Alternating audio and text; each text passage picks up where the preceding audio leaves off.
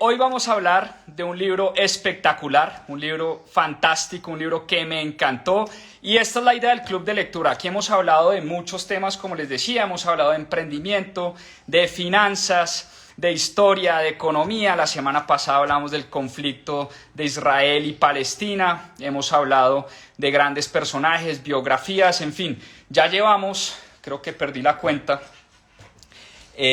pero estamos muy cerca del libro número 100, imagínense eso. Creo que es el libro número 96, 97, si mal no estoy, pero vamos para 100 libros. 100 libros hemos leído acá en Club de Lectura, 100 resúmenes. Por cierto, para los que me estaban preguntando, separamos los dos podcasts. Uno, el podcast de mis propias finanzas, que sale lunes, miércoles y viernes. Y el otro, un podcast exclusivo del Club de Lectura, se llama Más 2.7. Todos los resúmenes y todos los capítulos están en Spotify, están en Apple Podcast, y los pueden tener y los pueden oír en diferido a la hora que quieran, cuando quieran y las veces que quieran. Bueno, un anuncio de carpintería para los que no saben. El próximo lunes, de mañana en 8, vamos a hacer una feria inmobiliaria inédita, algo que nunca se había hecho en Colombia. Vamos a mezclar educación e inversión en un mismo lugar. Es una feria en Bogotá, el 30 de octubre. Empezamos a las 3 de la tarde y va hasta las 10:30, 11 de la noche. Vamos a estar ahí casi que toda la tarde hablando de inversiones en real estate.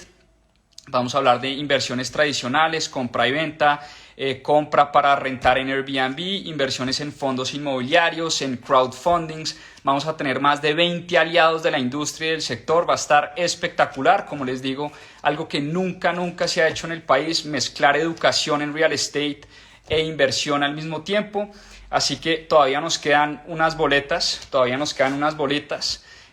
pero también el evento es híbrido. Para los que están fuera de Bogotá y quieren asistir a la feria de manera virtual, también tenemos boletas. Les voy a dejar, cerrando este live, este en vivo, una historia con toda la información. Bueno, sin más preámbulo, empecemos, porque el libro de hoy yo estoy seguro que les va a encantar. Se llama Outlive, de Peter Attia, la ciencia y el arte de la longevidad. Hoy vamos a hablar de la longevidad.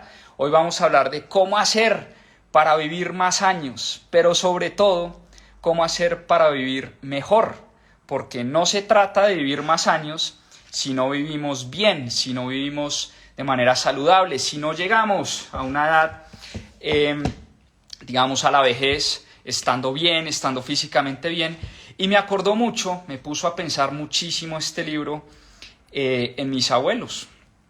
Yo tengo una abuela que todavía vive, los otros 3 ya murieron. Mis 2 abuelos maternos, mi abuelo y mi abuela materna, murieron de Alzheimer, de demencia. Prácticamente los últimos 10 años de la vida la pasaron muy mal, muy mal. La pasaron mi abuelo, por lo menos que yo me acuerde, los últimos 10 o 12 años de su vida la pasó en una cama, no reconocía a nadie, con una enfermera, no se podía parar de la cama, se levantaba, comía una vez, si acaso 2 veces al día, dormía todo el día, y así fueron sus últimos 10 años de vida. Mi abuelo paterno no lo conocí, dicen que fue una persona espectacular, murió muy joven de un cáncer de estómago a los 60 años. Mi abuela materna también murió sin reconocer a nadie, murió en una cama, murió estando muy mal. Desde que la conozco vivía con un pastillero llena de pastas. Yo creo que mi abuela se tomaba, no sé, 15, 20, 30 pastas al día para todos sus males, para absolutamente todos sus males y todos sus dolores. Y mi abuela paterna, que es la única que vive hoy en día, físicamente digamos que de salud está bien, pero ya perdió el reconocimiento, está en sus principios de Alzheimer, diagnosticada con demencia senil, es decir, una vida terrible desde todo punto de vista. Y lo único que me hizo pensar al leer este libro es, voy para allá, porque muchas de estas cosas se heredan, mucha de la vida que vivimos nos está llevando hacia allá, y este libro habla precisamente de esto. Este libro habla precisamente de esto, habla de la ciencia del arte de la longevidad, pero tiene una historia fascinante, y es la historia misma del autor. Resulta que Peter Attia, el autor de este libro, es nada más y nada menos que un médico graduado de Stanford, sin duda una de las mejores, si no la mejor universidad del mundo, pero además practicó su medicina en el hospital Johns Hopkins. Voy a escribir el nombre del libro acá y lo voy a dejar piñado para la gente que está entrando. Outlive de Peter Attia. Hoy vamos a hablar de longevidad, cómo hacer para vivir más años, pero sobre todo más años, pero viviendo bien, no viviendo como vivieron mis abuelos o como está viviendo mi abuela sus últimos años de vida. Les estaba contando sobre el médico que escribió este libro. Es un médico graduado de la Universidad de Stanford, una de las universidades más importantes del planeta, y practicó en el hospital Johns Hopkins, nada más y nada menos que en el área de oncología. Él trataba a pacientes con cáncer. Y cuenta Peter Attia que, aparte de ser un tipo brillante, muy inteligente, uno de los primeros de su clase, practicante en la Universidad de Johns Hopkins en el área de oncología con pacientes de cáncer, rodeado de gente igual de brillante a él, que nunca en la universidad tuvo clases sobre la importancia del ejercicio, sobre la importancia de la nutrición, sobre la importancia del sueño, sobre la importancia de la salud emocional, sobre la importancia de los suplementos.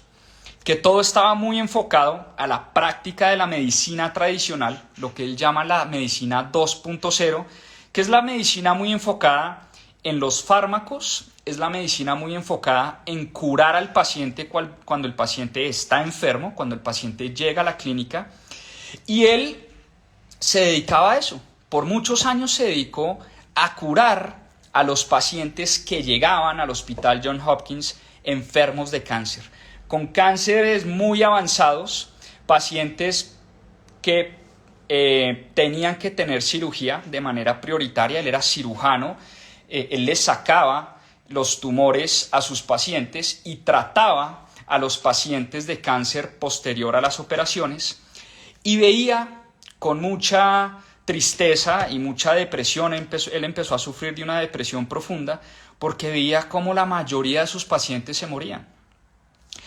Y cómo los pocos que no morían, si les lograban alargar la vida, era una vida muy miserable posterior al cáncer.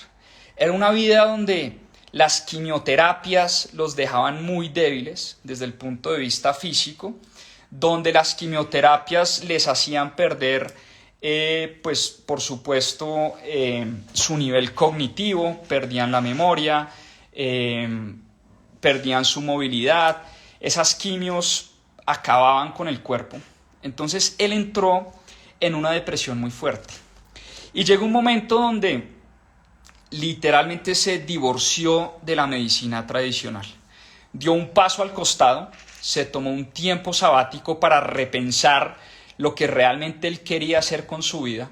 Había pasado muchos años de su vida estudiando medicina, rodeado de las mentes más brillantes de la medicina en el mundo, pero estaba muy desencantado con la medicina que él practicaba, porque él decía: mire, yo operaba a mis pacientes, pero al cabo de 1 o 2 años el cáncer les volvíamos a hacer quimioterapia, los volvíamos a operar, y si acaso vivían 3 o 4 o 5 años más, pero al final no lográbamos mejorarles la vida. Y empezó a encontrar. Entonces él se retira del hospital, se retira de su práctica de medicina, se toma un tiempo sabático, y fíjense qué interesante, lo contratan en McKinsey tiempo después, en la consultora, una de las consultoras más importantes del planeta, y se dedica más a la parte de estudio de los datos. Pues tenía un trabajo de consultor, nada que ver con la práctica de medicina. Y estando en McKinsey, pues de todas maneras siempre tuvo esa vena de médico, esa vena de querer ayudar a la gente y ayudar a sus pacientes, y empezó a repensar y empezó a estudiar muy a profundidad las 4 o 5 enfermedades que más aquejan la salud de los seres humanos, o las 4 o 5 enfermedades que más matan a los seres humanos en el planeta. Son las enfermedades que él llama como los horsemen, que son como esos elefantes blancos que no hemos podido dar con el chiste como humanidad. La medicina no ha podido encontrar una cura para esas 4 enfermedades que atacan de manera agresiva a la humanidad entera y que mata al 40 o al 50% de los seres humanos. ¿Cuáles son esas enfermedades? El cáncer, por supuesto, sobre todo 4 tipos de cáncer: el cáncer de estómago, de pulmones, de páncreas y de hígado, si no estoy mal, si la memoria no me falla. Entonces el cáncer, una de las principales enfermedades y una de las que más mata.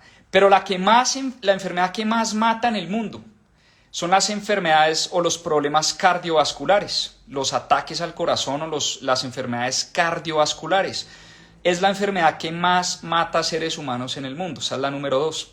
La diabetes, la número 3, es una enfermedad gravísima que termina afectando todos los órganos del cuerpo y termina muchas veces en demencia, termina muchas veces en cáncer, termina muchas veces en otras cosas. Y finalmente, las enfermedades degenerativas, tipo Alzheimer, la demencia senil, el Alzheimer, esas enfermedades que atacan la mente humana y terminan pues acabando con los seres humanos. Entonces él empezó a estudiar muy a profundidad estas enfermedades, y cuando regresó a su práctica de médico, porque él vuelve a ser médico y vuelve a su práctica de médico, se da cuenta que la solución a los problemas más graves que aquejan a la humanidad no está en la medicina tradicional. Se da cuenta que, por lo menos al día de hoy, la medicina tradicional, la que él llama la medicina 2.0, no ha sido capaz de combatir estas 4 enfermedades o acabar estas 4 enfermedades. No hay una droga, no hay una pildorita que uno se tome y cure el Alzheimer. No hay una pildorita, una droga, una inyección que uno se tome y acabe con el cáncer y erradique el cáncer. No hay una droga que uno se tome y acabe con las enfermedades cardiovasculares, así como tampoco hay una droga que cure la diabetes. De pronto la insulina ayuda a los diabéticos, pero no cura la enfermedad de diabetes. Entonces, al final, él llegó a la conclusión que por lo menos hasta el día de hoy, en el momento en el que estamos de la ciencia no ha podido con estas 4 enfermedades, y como no hay cura para esas 4 enfermedades, la mejor solución está en la prevención. En la prevención, y es lo que él llama la medicina 3.0. No la medicina tradicional, la de los fármacos, la de las cirugías, la que él anteriormente practicaba, sino está en la prevención. Y les doy este dato que leí en el libro. En Estados Unidos, porque Peter Attia es gringo, es estadounidense, en Estados Unidos el gobierno se gasta el 90% del presupuesto en salud, en tratar de curar a pacientes enfermos. El 90% del presupuesto en salud se gasta en tratar de curar a los pacientes que ya llegan enfermos a las clínicas. Y solo el 10% en prevención y en tratar de que jamás a alguien le dé una de estas enfermedades graves. Entonces, esas enfermedades, por lo menos hoy, no tienen cura, no se erradican del todo, pero sí son muy prevenibles. Sí se pueden prevenir, podemos minimizar al máximo de que nos dé alguna de esas enfermedades graves. Y la longevidad, el outlive, como lo dice Peter Attia, la ciencia y el arte de la longevidad, tiene 2 componentes importantes. Uno es, como su misma palabra lo dice, vivir más, ser más longevo, vivir más años. Ese es el primer componente de la longevidad. Pero el segundo componente de la longevidad, es cómo vivimos. Cómo vivimos. Porque, como les digo, puede que mi abuela paterna dure 100 años. Yo no dudo de que ella pueda llegar a los 100 años, de hecho tiene 95, 96. Pero lleva 6 años viviendo muy mal, pasándola muy, o por lo menos no sé si ella se dé cuenta, pero a ella ya se le olvidó todo. Ella ya no reconoce a sus hijos, no reconoce a sus nietos, vive con una enfermera y vive muy mal, vive en una cama. Y va a pasar los últimos 10 años de su vida en una cama. Entonces, no se trata únicamente de vivir más años, sino de vivir, sino la forma como vivimos. Y es cómo vivimos esos últimos años de la vida. Uno tiene prácticamente dos alternativas: o pasar sus últimos 15 o 20 años adolorido, en una cama, con una enfermera, en un hospital lleno de drogas y lleno de fármacos, o, como dice Peter Attia, morir de viejo, porque también existe ese tipo de muerte. Se puso a estudiar a profundidad a los longevos, a las personas que han vivido 110, 115, 120 años, y encontró que esto es un tema que a veces lo deja a uno como, bueno, pues no tuve la suerte, pero encontró que estas personas muchas veces sí tienen un ADN prodigioso.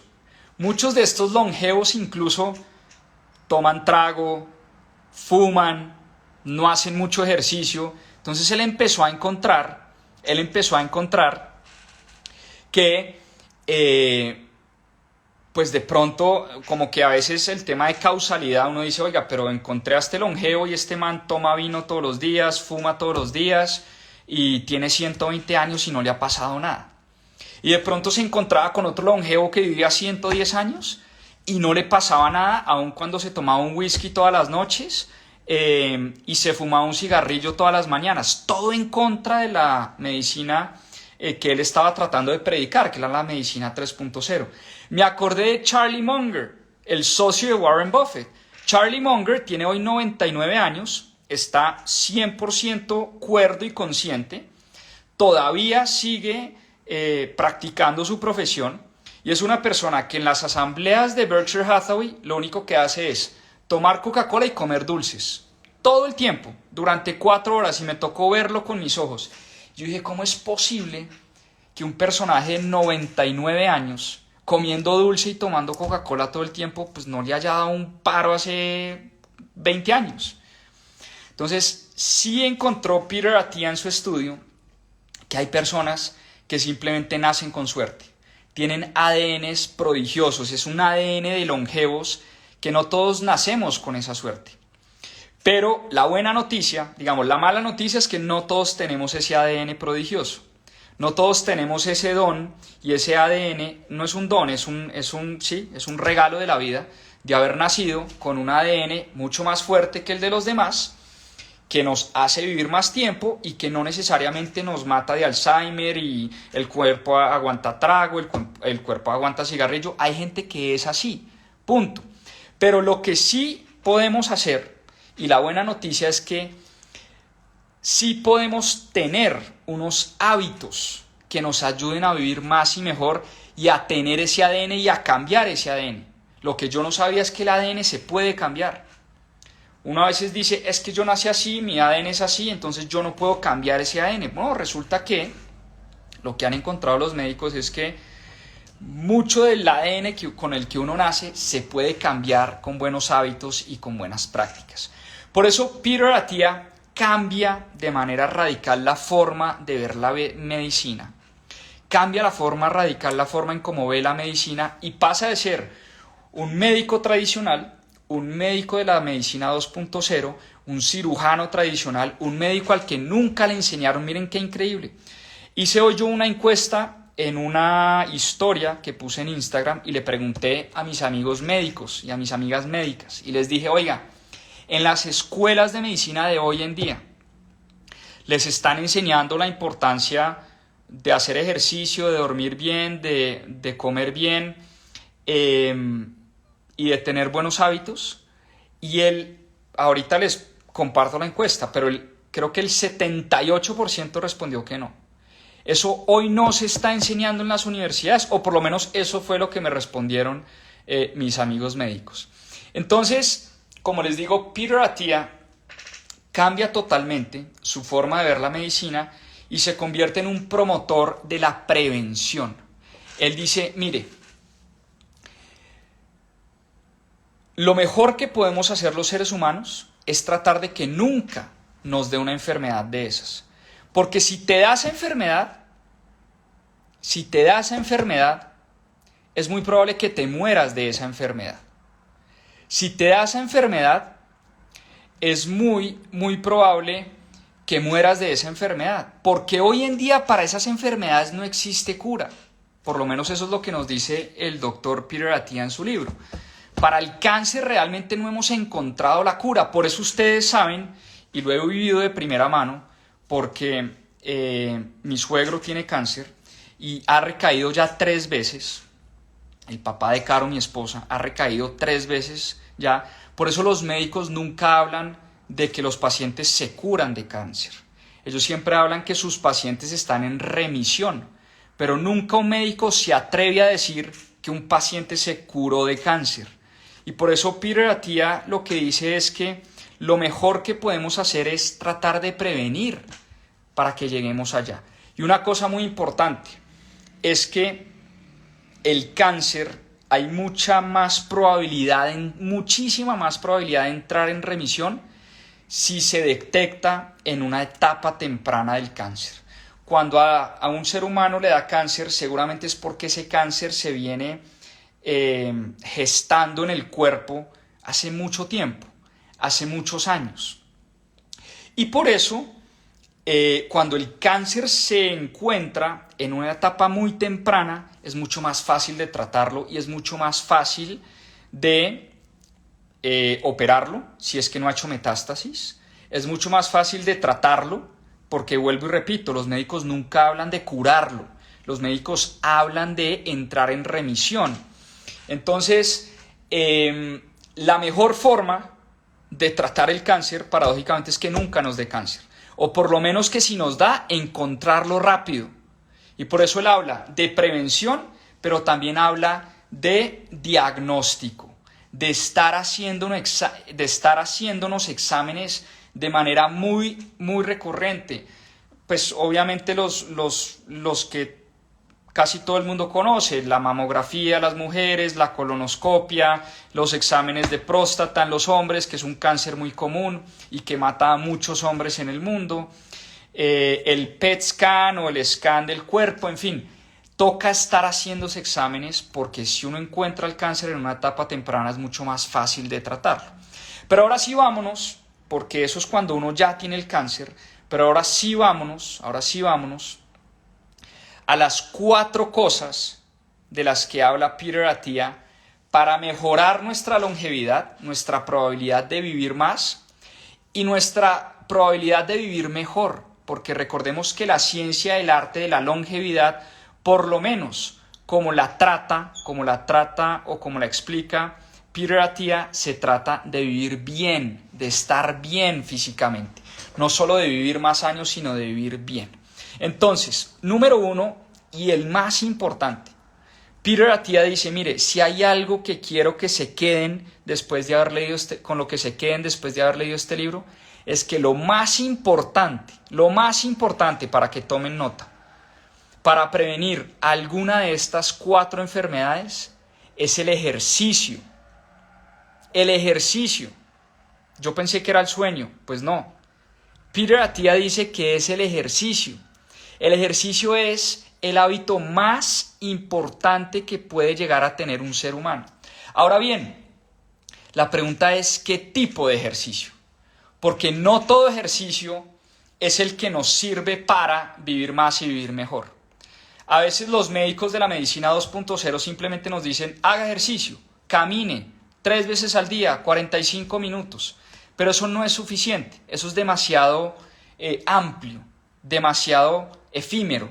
Simplemente decirle a un paciente que haga ejercicio 4 veces a la semana durante 45 minutos, no estamos yendo al fondo del tema, al fondo del problema. Y es que muchas cosas relacionadas con el ejercicio. Primero, músculo es igual a vida. Las personas, los seres humanos con más músculo, son más propensos a vivir más años y a vivir mejor. Así que músculo es igual a vida. Entonces, hacer ejercicio no es simplemente moverse y ya. Es hacer cierto tipo de ejercicio y es tratar de descifrar cuál es el ejercicio que nos sirve a nosotros, que le sirve a nuestro cuerpo, pero hay unas bases importantes que yo quiero que ustedes se lleven, y esto obviamente no son recomendaciones médicas ni mucho menos. Esto son unas bases que le puede servir a cualquier persona que esté oyendo este en vivo. Primero, él habla del entrenamiento en la zona 2. Y ese entrenamiento en la zona 2 es un entrenamiento pues muy común para las personas que de pronto corren carreras largas, corren maratones, hacen triatlones, saben muy bien de lo que les estoy hablando. Muchos entrenadores hablan todo el tiempo de entrenar en la zona 2. ¿Cuál es esa zona 2 del entrenamiento? Dice Peter Attia que tiene que ver mucho con las pulsaciones del corazón, que depende mucho de cada ser humano, pero más o menos está entre 120 y 140 pulsaciones por minuto. Eso por un lado, por el lado de las pulsaciones. Otra forma de identificar la zona 2 es con los niveles de glucosa. Ya es uno poniéndose el famoso aparatico de la glucosa y midiéndose la glucosa, pero sin ponernos muy técnicos. Peter Attia dice que la mejor forma de identificar un entrenamiento en zona 2 es la siguiente. Es un entrenamiento que le permite a uno tener una conversación mientras uno entrena, pero una conversación donde uno quiere hablar poquito, donde uno no quiere ser el protagonista de la conversación. Entonces fíjense qué interesante. Es estar rodando en la bicicleta y poder estar hablando por teléfono, ¿no? Con una respiración más o menos intensa, pero tampoco siento que me estoy ahogando y que no puedo hablar. O es estar trotando con un amigo, con un grupo de amigos y poder sostener una conversación mientras hacemos ejercicio. Esa es la forma de identificar el entrenamiento en zona 2. Entonces él dice, el entrenamiento en zona 2 es lo que nos da la base. Piensen en esto como en una pirámide. Si uno quiere construir una pirámide muy alta, ¿qué necesita uno para construir una pirámide muy alta? Una base muy sólida, una base fuerte, una base grande, una base que aguante esa pirámide alta. Lo mismo pasa con el ejercicio y el entrenamiento en zona 2. El ejercicio y el entrenamiento en zona 2 es esa base que nos va a permitir construir esa longevidad en el tiempo, construir esa forma física. Eso por una parte. La otra parte importante del entrenamiento físico es lo que él llama el VO2 Max. VO2 Max.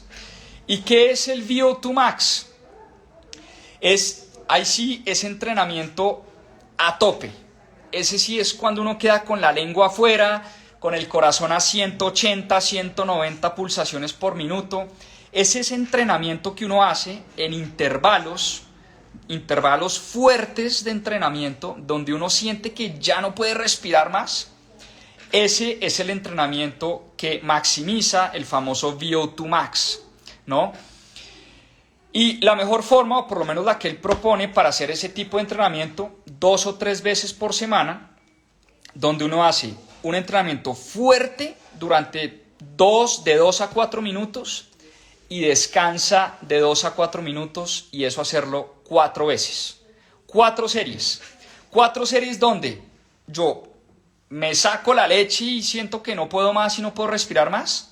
Bajo, dejo que mis pulsaciones vuelvan a 90, 100, 110 pulsaciones y vuelvo y arranco. Son esos intervalos de 3 a 4 series y ese es el entrenamiento del VO2 Max. Y por último, y más importante, es el entrenamiento de fuerza, el entrenamiento de pesas, el entrenamiento del gimnasio que genera esa resistencia en los músculos. ¿Por qué? Porque el entrenamiento de fuerza, de pesas, es el que ayuda a la creación del músculo. Y por eso el músculo es igual a vida. Y por eso el entrenamiento que me ayuda a generar y a ganar masa muscular es el entrenamiento que me va a ayudar a vivir más años y a vivir mejor durante esos últimos años de vida. Hay que hacer pesas para ganar masa muscular. Hay que hacer pesas para sentirnos bien. Peter Attia, les cuento una anécdota, era triatlonista y se volvió después ciclista cuasi profesional, quería batir récords y todo. Él se la pasaba en una bicicleta. Todo el día, todo el tiempo, su cabeza estaba pensando en cómo andar más rápido en la bicicleta. Pero eso iba en contra de su objetivo de la longevidad. ¿Por qué? ¿Por qué? Porque perdió mucha masa muscular, porque la bicicleta no es un deporte de impacto. Otra cosa que me causó curiosidad, él dice que trotar es mejor que montar en bicicleta y que nadar. Curiosamente, hay atletas, hay personas, hay médicos que dicen, oiga, no, la nada es espectacular porque no tiene el impacto que tiene la trotada. La bicicleta es espectacular porque no tiene el impacto que tiene la trotada. Peter Attia dice que es al revés, que ese impacto del trote, ese impacto en el cuerpo, esa resistencia, lo que pasa es que hay que hacerlo bien y hay que hacerlo de manera progresiva y no es que mañana salgamos a trotar 15 kilómetros cuando nunca lo hemos hecho. Pero ese impacto y esa resistencia que genera en el cuerpo es lo que ayuda a generar la densidad de los huesos, ayuda a crecer la masa muscular y esa combinación es una combinación de tres cosas principalmente. Entrenamiento en zona 2, entrenamiento del VO2 max y entrenamientos de fuerza y de resistencia. ¿Listo? Y finalmente hay un tema que dejamos pasar de alto y es el tema del equilibrio y el balance, el fortalecimiento de la zona abdominal, el fortalecimiento de las nalgas y los glúteos, de la zona baja del abdomen, porque eso es lo que nos da el equilibrio. Y él dice, es muy sencillo, cuando uno está viejo, cuando uno llega a los 80 años, 90 años, la probabilidad de una caída es mucho más alta. La probabilidad de que me quiebre o me lesione la cadera es muy alta. Y miren este dato tan impresionante. Los viejitos que se rompen la cadera y se fracturan la cadera, después de esa cirugía, no viven más de 5 o 10 años en promedio. Máximo 10 años en promedio. ¿Por qué? Porque de ahí viene todo para abajo. Pierden masa muscular, pierden movilidad, el cuerpo cada vez se debilita más. Y recordemos que el músculo es igual a vida. Cuando uno pierde el músculo, uno empieza poco a poco a perder la vida. Por eso ese trabajo de equilibrio, ese trabajo de balance es muy, muy importante. Él dice que entrena por lo menos todos los días, unos 15 o 20 minutos, puros ejercicios de balance. Son ejercicios sencillos. 1, pararse en un pie y tratar de tocarse el pie con una mano cerrando los ojos. Si uno cierra los ojos y se toca el pie y se cae o siente que pierde el balance, pues es como una forma de identificar que estamos mal en balance y necesitamos fortalecer. Otro ejercicio importante para fortalecer la parte abdominal y la parte de los glúteos, lo que él llama las sentadillas y sobre todo las tijeretas. Las tijeretas él las recomienda mucho y subir un escalón y bajar, subir escalón y bajar con una pierna. Eso es muy importante, dice él, para el equilibrio y para el balance. Entonces, él dice, mire, si quiere coma mal, si quiere duerma mal, si quiere olvide la salud mental. Pero lo más importante, el tema número 1 más importante para vivir más y mejor es el ejercicio. Este es un mensaje para los que no están haciendo ejercicio, para los que no están cuidando su salud física, que es una de las fuentes o tal vez la fuente principal de longevidad. Esa es la número 1. Vamos a la número 2. La nutrición, por obvias razones. El tema con la nutrición, dice el doctor Peter Attia, es que se ha vuelto una religión. Así como en la mesa no se puede hablar de religión, no se puede hablar de sexo, no se puede hablar de fútbol, hoy en día tampoco se puede hablar de nutrición porque se volvió una religión también. Perdón, toma agüita. La nutrición, ¿por qué se ha vuelto una religión? Porque todo el mundo siente que tiene una opinión. están los veganos, los carnívoros, los de la dieta keto, los de la dieta, los vegetarianos, los que solo comen, en fin, o sea, todos tenemos una opinión, todos tenemos una dieta perfecta, todos creemos saber y todos creemos tener y ser los dueños de la verdad cuando se trata de nutrición. Y él dice que hoy en día, primero, el medio ambiente no ayuda, o sea, el ambiente en el que estamos viviendo, la dieta en Estados Unidos es una dieta terrible, es una dieta llena de carbohidratos procesados, grasas y alimentos procesados, grasas malas, llenas de químicos, vegetales muchas veces con químicos que nos hacen mal, pues animales que se alimentan del pasto llenos de químicos y eso termina pues repercutiendo en la salud de los humanos que comemos esos animales. En fin, hoy en día ese ambiente en el que vivimos no ayuda mucho. La dieta en Estados Unidos es pésima, por eso los altos índices de obesidad, pero esto no solo es en Estados Unidos, en México los niveles de obesidad son altísimos, en Colombia cada vez mayores, y no estamos consumiendo los suficientes nutrientes que necesita el cuerpo. Y él habla de los 4 macronutrientes que son el alcohol. Yo no sabía que el alcohol era un macronutriente, pero el alcohol, curiosamente, es un macronutriente. La proteína es otro macronutriente. Los carbohidratos y las grasas. 4 macros. Hay que estudiar y entender muy bien las macros. ¿Cuánto de cada una de esas macros necesitamos? El alcohol, uno no necesita el alcohol.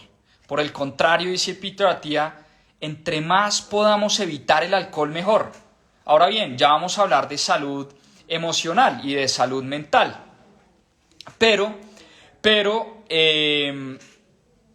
pues porque a veces también en el alcohol todos tienen sus opiniones y a veces hay gente que dice, no, es que un vinito al día es una delicia para yo dormir mejor. Mentira, dice Peter Attia, mentira. El alcohol mata el deep sleep, el sueño profundo. Entonces, una copa de vino antes de acostarnos no es una buena idea, en términos generales. Ahora bien, una copa de vino con unos amigos en un cumpleaños, celebrando algún evento especial, pues listo, no nos hace bien para el sueño, no nos hace bien para la dieta, pero sí nos hace bien para la salud emocional y la salud mental. Entonces, nada llevado al extremo es bueno. Entonces, ni cero alcohol, ni alcohol en exceso. Eso por un lado. Segundo, la proteína.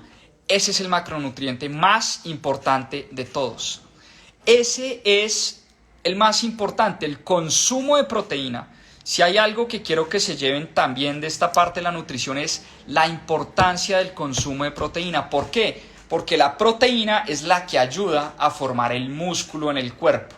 Y músculo igual a longevidad, músculo igual a vida. ¿Cuánta proteína debemos comer los seres humanos? Dice la medicina tradicional, la medicina 2.0, que uno debería comer 0.8 gramos de proteína por cada kilo de peso. Y eso es muy poquito, dice el doctor Peter Attia. Muy poquito. Entonces, si yo peso 70 kilos, la medicina tradicional me manda a consumir 56 gramos de proteína al día. Eso es muy poco. Si yo quiero aumentar mi masa muscular y yo quiero aumentar mis niveles de músculo en el cuerpo. Lo que dice Peter Attia es que uno debería comer el doble de eso. Tomen nota, 1.6 gramos de proteína por cada kilo de peso. Entonces, como mínimo, pero idealmente, 1 gramo por cada libra de peso. ¿Cómo paso de kilos a libras? En Colombia usamos kilos. ¿Cómo paso de kilos a libras? Multiplico por 2.2. Entonces, por cada libra de peso vas a consumir 1 gramo de proteína. Eso es lo ideal. como mínimo 1.6 gramos de proteína por kilo de peso. Entonces, si yo peso 70 kilos, voy a consumir 1.6 por 70, es decir, 119 gramos de proteína. 119 gramos de proteína. ¿Cuánto es eso? ¿Cuántos son 119 gramos de proteína? Bueno, un pedazo de pollo, un pedazo de carne, pues de un tamaño normal, tiene entre 30 y 40 gramos de proteína. ¿Qué quiere decir eso?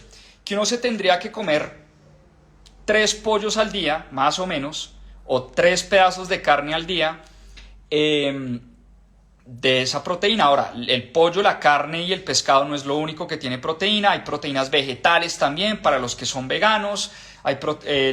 Las arvejas tienen mucha proteína. Creo que el brócoli también tiene proteína. Las nueces tienen proteína. Algunas nueces tienen proteína. Digamos, hay fuentes de proteína que no necesariamente son las fuentes de proteína tradicionales o las fuentes de proteína animal. El huevo más o menos tiene entre 7 y 8 gramos de proteína por cada huevo. Yo tenía un amigo en la universidad, en el pregrado, un gringo que era así una mole de tipo. Y recuerdo que el man iba al gimnasio y volvía y desayunaba como 8 o 9 huevos. Era una cosa brutal y salvaje.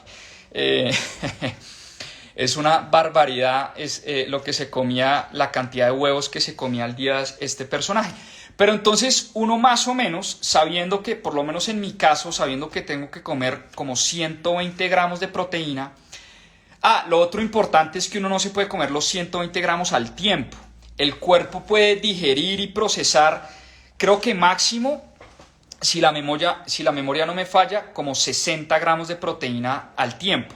Entonces, si yo me como 3 pedazos de carne en el almuerzo, pues el cuerpo va a digerir solo 60 gramos y los otros los va a eliminar en forma de orina, principalmente de urea.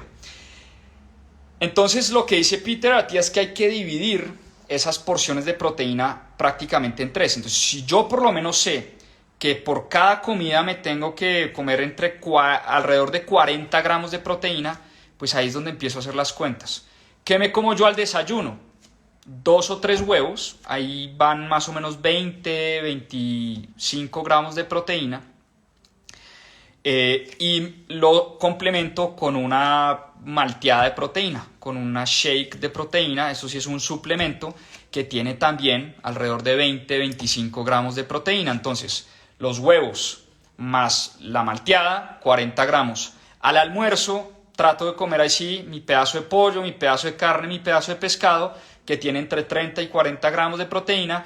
Y a la comida, nuevamente, o comida normal, generalmente lo que me hago es hay un menjurje que tiene nueces, tiene proteína vegana, tiene proteína de arvejas, y trato de que eso sume otros 30 o 40 gramos. Es difícil, la verdad es difícil comer tanta proteína, pero por lo menos ya cuando uno entiende y uno sabe la importancia de la proteína, la importancia del músculo, cuando uno sabe que músculo es igual a vida, y que entre más músculo tengamos, más vamos a vivir, mejor vamos a vivir, o por lo menos se elevan las probabilidades de vivir mejor. Ahí es donde uno empieza a pensar, bueno, ¿qué es más difícil? ¿Comer mucha proteína o vivir miserablemente los últimos años de mi vida? Es que como uno no lo siente ya, pues es bien complicado, pero al final, y esto es algo de lo que vamos a hablar más adelante, uno se mueve o por dolor o por placer. Entonces, ¿qué dolor me pesa más? ¿La jartera y la pereza de tener que comer tanta proteína al día? ¿O no poder vivir los últimos años de mi vida bien, estando saludable, o incluso no sentirme bien durante el día, con buena energía, queriendo hacer lo que puedo hacer, sintiéndome con energía en el gimnasio, en el trabajo, con mis hijos, en fin, ¿qué dolor pesa más? ¿Qué dolor pesa más? ¿Sí? Bueno, otras cosas importantes sobre la nutrición. Primero, entre más carbohidratos refinados, peor, porque más se elevan los niveles de glucosa. ¿Y cuáles son los carbohidratos refinados? La pasta, el pan, todos estos carbohidratos que son procesados o refinados, el azúcar, los dulces, los paquetes, los choclitos, los doritos, las papas fritas, todo eso pues son carbohidratos refinados y que han pasado por un proceso químico que no le hace bien al cuerpo. El arroz y la avena, que uno a veces cree que pues, o sea, son saludables para unas cosas, pero elevan mucho los niveles de glicemia y los niveles de glucosa, entonces hay que tener cuidado con esos dos alimentos. El tema del sueño, ya vamos a hablar del sueño, pero afecta mucho también los niveles de glucosa y la forma como yo me alimento. No sé si se han dado cuenta, pero cuando uno duerme mal, uno está más ansioso y quiere comer más y es más propenso al dulce, al helado, al arroz, a las harinas. A mí me pasa todo el tiempo. Cuando duermo mal, pues pucha, al otro día como mal. Son dos cosas que van muy relacionadas. Y por supuesto comer mucha proteína, comer buenas grasas, aguacates, aceite de oliva extra virgen, aceite de coco es muy bueno, dice él. Las nueces, la grasa de las nueces es muy buena grasa, ayuda a mantener los niveles de glucosa sostenidos. Los jugos son malos, los jugos, la fruta en forma de jugo tiene mucha fructosa, y la fruta es como comerse una cucharada, pues no tan así, pero es como comerse una cucharada de azúcar. Entonces, pues son como un par de recomendaciones que da Peter Attia en términos de alimentación. Bueno, y mucha gente hoy en día está traqueando, está rastreando sus niveles de glucosa. Yo nunca he usado ese dispositivo, no sé si alguno de ustedes ha usado el dispositivo que mide los niveles de glucosa. Hoy mucha gente se está midiendo los niveles de glucosa también para ver cómo reacciona el cuerpo a distintos alimentos, porque no todos los cuerpos reaccionan igual a todos los alimentos. Uno puede decir, el jugo de naranja es pésimo. Hombre, hay gente que el jugo de naranja no le eleva tanto los niveles de glucosa como a otras personas que sí. Hay gente que tienen resistencia a la insulina por su ADN, por su biología. Hay gente que no, hay gente que el dulce no le hace tanto daño como a otras personas. Entonces mucha gente hoy se está midiendo los niveles de glucosa con un aparatico y eso le ayuda a la gente a identificar. De hecho me causó mucha curiosidad, voy a investigarlos más a profundidad. De pronto un día estos me pongo uno de esos aparatos para medir mis niveles de glucosa en la sangre, para tratar de identificar cuáles son esos alimentos que me mantienen mis niveles de glucosa estables o que me los disparan o me los bajan. Eso es bien importante. Bueno, vámonos al punto número 3, que este sí me encanta, porque esto para mí fue un descubrimiento del año pasado, y es la importancia del sueño. Y es que el sueño es una droga mágica, es una droga gratis, es una droga que puede curar muchos de los problemas, o más bien prevenir, porque recordemos que muchos de estos no tienen cura, pero prevenir muchas de las grandes enfermedades que matan a los seres humanos. El sueño ayuda a mejorar los niveles de glucosa en la sangre. El sueño ayuda a las personas que tienen resistencia a la insulina. El sueño baja los niveles de cortisol y de estrés en los seres humanos. El sueño ayuda a reparar los músculos. Cuando hacemos ejercicio, cuando vamos al gimnasio y los músculos y las fibras se rompen, el sueño ayuda a reparar esas fibras y ayuda a construir masa muscular. El sueño ayuda a adelgazar. Para aquellas personas que están buscando bajar de peso, el sueño puede ser una gran solución. Dormir bien ayuda a adelgazar, a quemar grasa.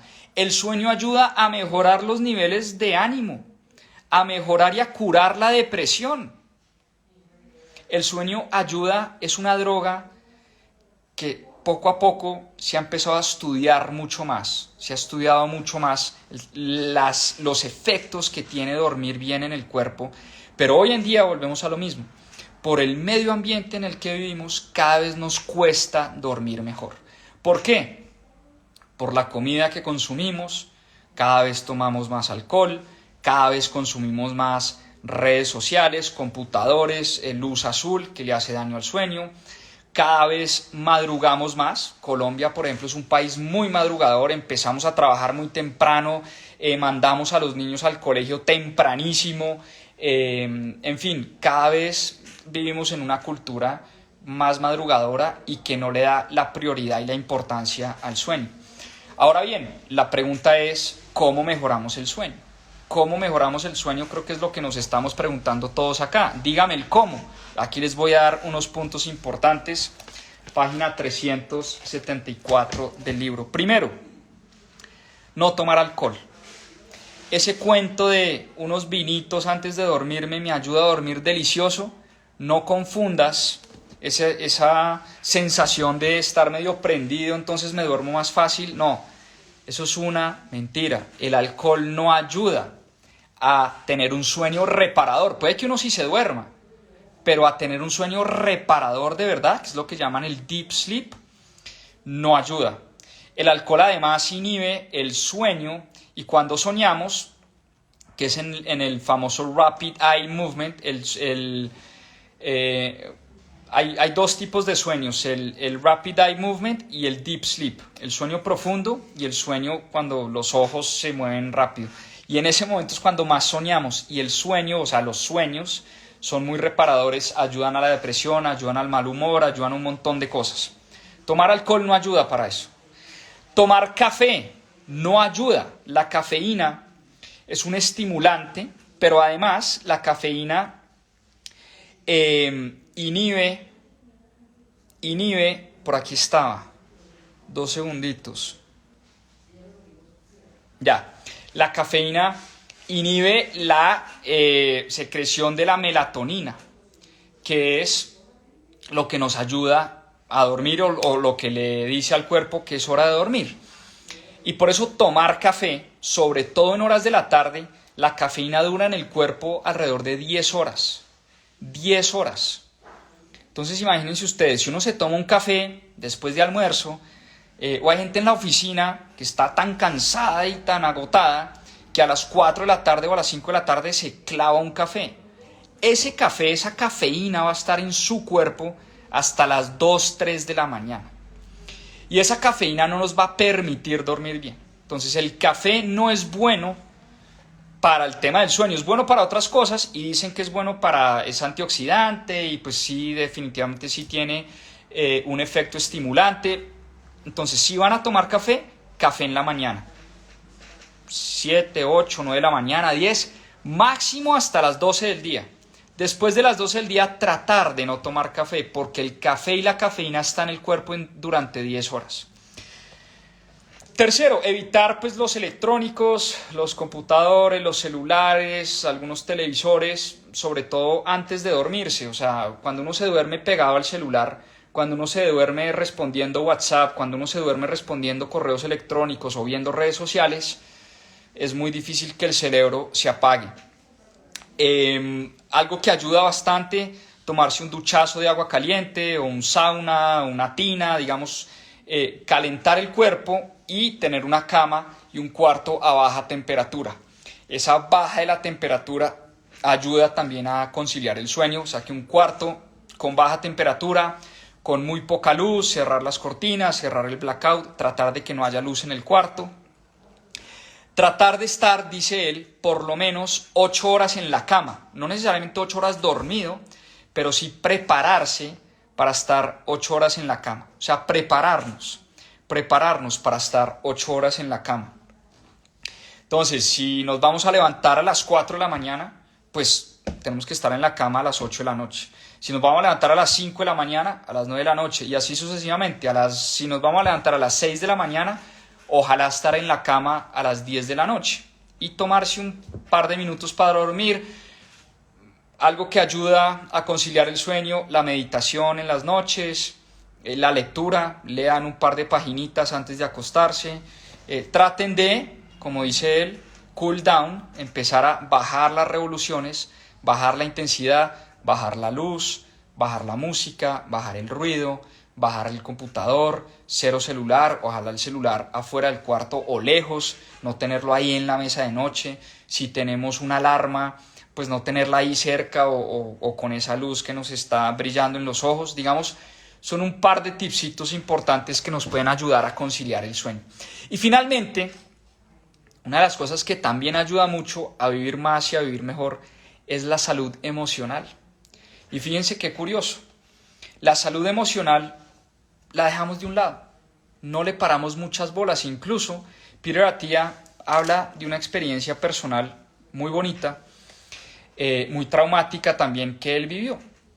Resulta que su hijo de 1 año tuvo un paro cardíaco y estuvo al borde de la muerte,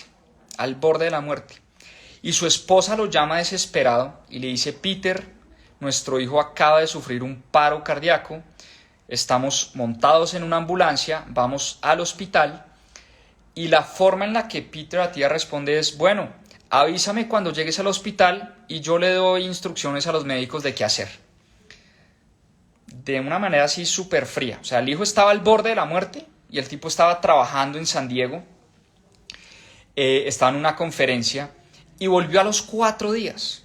Terminó su conferencia y a los 4 días se apareció en la casa como si nada. Obviamente estuvo comunicándose con su familia y con los médicos y tratando a su hijo a larga distancia, pero su esposa se lleva pues una tremenda decepción, porque obviamente lo primero o lo que ella esperaba era que el tipo tomara el primer avión de San Diego ellos vivían en San Francisco, de San Diego a San Francisco, para atender a su hijo, para atender esa emergencia familiar. Y no, el tipo decide quedarse en San Diego, dar sus conferencias.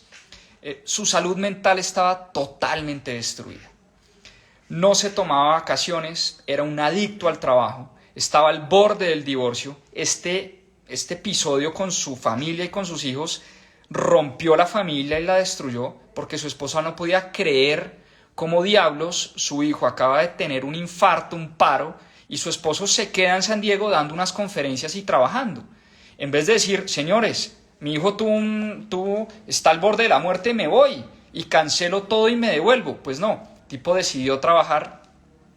Tenía las prioridades pues destruidas, no las tenía claras, y en ese momento buscó ayuda. En ese momento buscó a sus amigos colegas, sus amigos psiquiatras, sus amigos que habían estudiado con él, que habían trabajado en el hospital de Johns Hopkins con él, y sus médicos amigos lo ayudaron. Y él tuvo ese momento de vulnerabilidad que por primera vez en su vida había tenido, pero le tocó tocar fondo. Le tocó darse cuenta que era un adicto al trabajo, le tocó darse cuenta que estaba destruyendo a su familia, le tocó darse cuenta que estaba al borde del divorcio para buscar ayuda.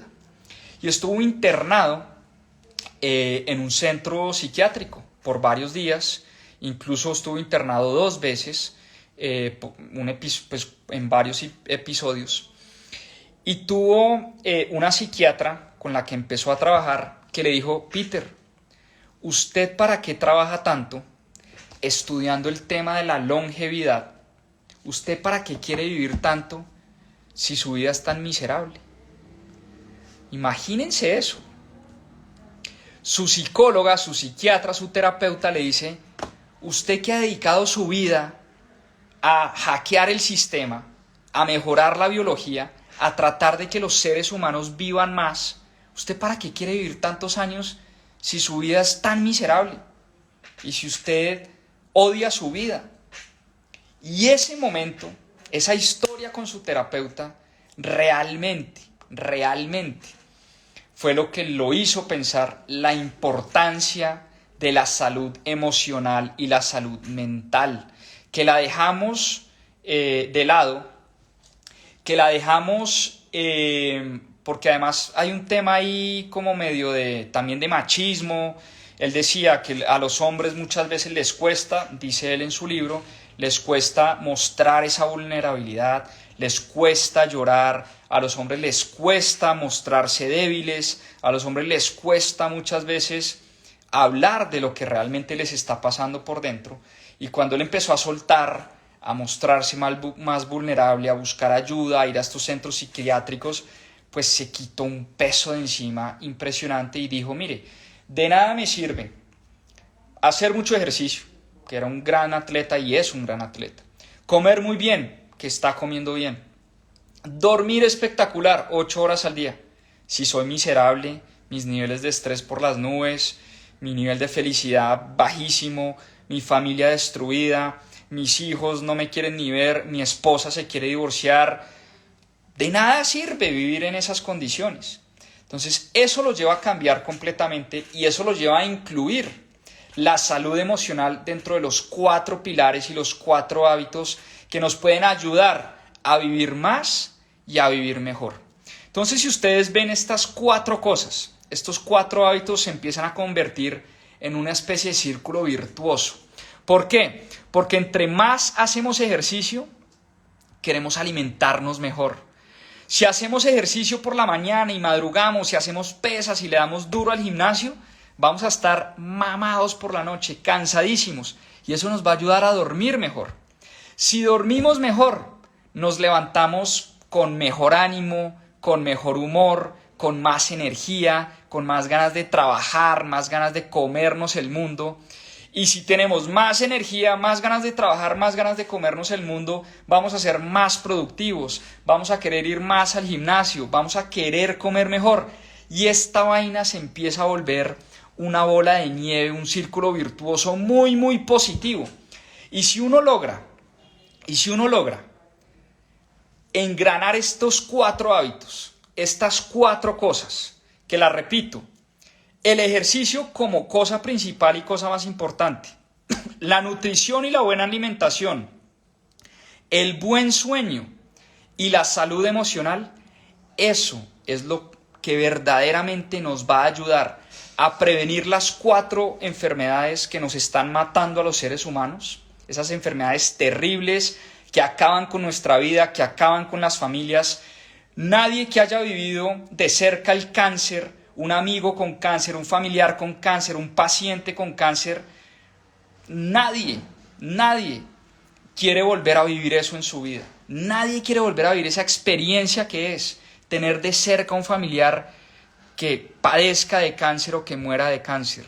Nadie quiere vivir una persona que padezca de enfermedades cognitivas, una madre, un tío, un abuelo, una abuela con Alzheimer, como me tocó vivir a mí, 3 abuelos, un abuelo y 2 abuelas con Alzheimer, con demencia senil, que ya no me reconocen, que hoy las visito y ya no saben quién soy yo, que ya no les puedo hablar, que se la pasan en una cama. Estamos yendo hacia allá, estamos yendo hacia el abismo. Si no cuidamos estos 4 hábitos, estas 4 cosas, me hizo pensar mucho en mis padres, ¿saben? Y no sé si mis papás me estén oyendo, ellos generalmente me oyen en club de lectura, son fieles a este club de lectura, cosa que les agradezco inmensamente.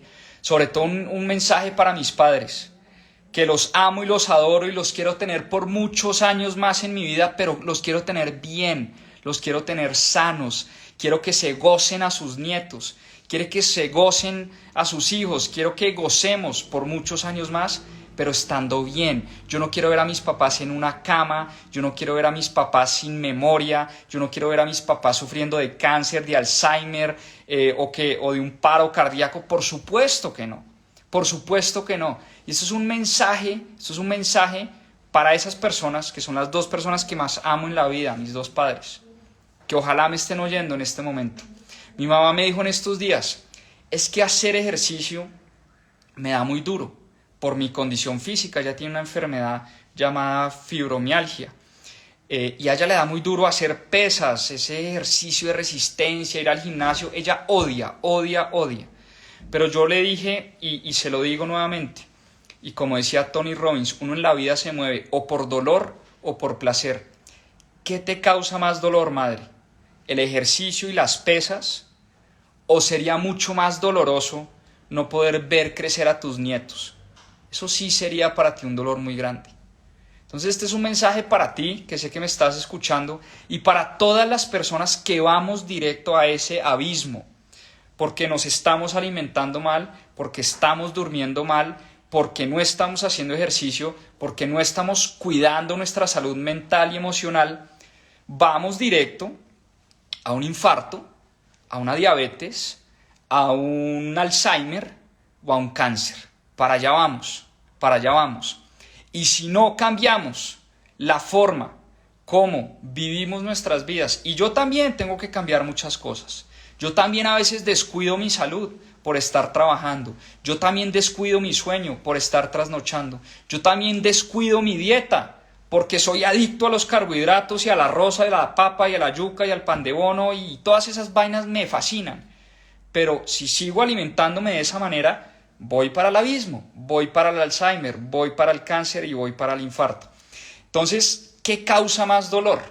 Es lo que les quiero transmitir. Eso que vamos a tener en unos años, o de pronto no hacer los sacrificios, porque esto sí es un sacrificio importante, importante. Entonces, pues nada, a mí personalmente cada vez más me gustan estos temas de crecimiento personal, de productividad, de hábitos, de longevidad, de cómo vivir más, de cómo vivir mejor. Por eso este libro pues me llegó al alma, me llegó al corazón, me hizo pensar en mis viejos, me hizo pensar en mis abuelos, me hizo pensar en mi abuelo que nunca tuve la fortuna de conocer, que dicen que fue un ser humano espectacular. Mi abuelo paterno nunca lo conocí porque murió de cáncer muy joven. Mi abuela paterna hoy tiene un Alzheimer, no me reconoce, hace muchos años que no me reconoce, no sabe quién soy. Vive en una cama con una enfermera en un estado supremamente deprimente y triste. Mis dos abuelos maternos murieron de Alzheimer, murieron en una cama, llenos de fármacos, llenos de pepas, llenos de drogas. Terrible, terrible, terrible. Y si no hacemos algo para cambiar eso, pues vamos, como digo, directo al abismo. Entonces, pues ojalá se hayan gozado hoy el club de lectura. Muchas gracias a los que se conectan en estos espacios, valoro muchísimo su tiempo. Lo único que yo quiero es generarles valor en estos espacios, porque nada más valioso que el tiempo de las personas y que se tomen el tiempo para oír mi carreta, que mi carreta al final es un puente, es lo que les están diciendo a ustedes los libros son mentores, los libros son maestros, y vamos a seguir en este club de lectura porque nos encanta, nos apasiona y es mucho lo que podemos aprender a través de la lectura. Entonces, pues nada, espero les haya gustado. Próximamente el capítulo lo subimos en Apple Podcast y en Spotify. Con eso me despido, que tengan una gran semana, a sacarla del estadio, a romperla, y como decimos acá siempre, a seguir aprendiendo.